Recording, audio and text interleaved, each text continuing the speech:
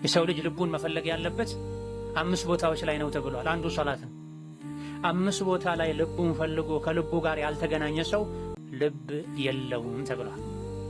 አንዱ ሙስሊም ልቡን የሚፈልግበት ልቡን ሊያገኙበት የሚገባ ቦታ ሶላት፣ ዝክርያ፣ ቁርአን እየቀራ ሶላት እየሰገደ ልቡን ያላገኘ ሰው አካሉና ልቡ ሩሑና ጀሰዱ ያልተዋሃደለት ሰው ልብ የለውም ማለት ነው።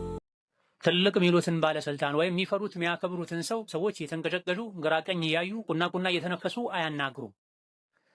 ትልቅ ሰው ጋር ቀጠሮ አለኝ ብለው ሰዎች የቀናት ምናልባትም የሳምንታት ዝግጅት ሊያደርጉ ይችላሉ።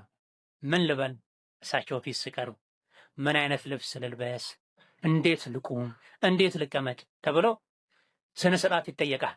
ዝም ተብሎ ትልቅ ሰው ፊት ዘው ተብሎ አይገባም፣ አይቆምም። ፈከይፈ ቢላሂ ረብል ዓለሚን። በልባችን ነው አላህ ፊት መቆም ያለው። በልባችን ነው አላህ ፊት መቅረብ ያለብን። ስንሰግድ የሶላቱን ጣዕም መቅመስ መቻል አለን። ካልሆነ አልሰገድንም ማለት። የአካል እንቅስቃሴ ብቻ ቢሆን ከስግደት የሚፈለገው የሚያድነው ሌላም ኩፍር ሽርክ ላይ ያሉ ሰዎችም ሶላት ብለው ሄደው ይሰግዳሉ።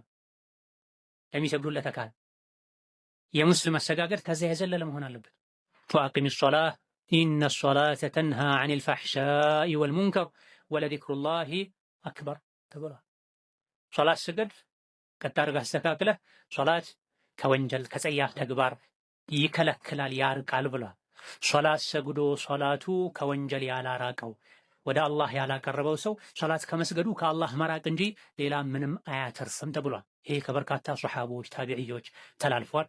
ወሩዊ አይደን መርፉዐን ኢለ ነቢይ ሰለላሁ ዐለይሂ ወሰለም ሶላት ሰግዶ ሶላቱ ወደ አላህ ያላቀረበው ከወንጀል ያላራቀው ያላስተካከለው ሰው የአካል እንቅስቃሴ ማድረጉ ጎንበስ ቀና ማለቱ ከአላህ ያርቀዋል እንጂ ወደ አላህ አያቀርበውም ተብሏል። መቼ ነው ሶላታችን ወደ አላህ ሊያቀርበን የሚችለው?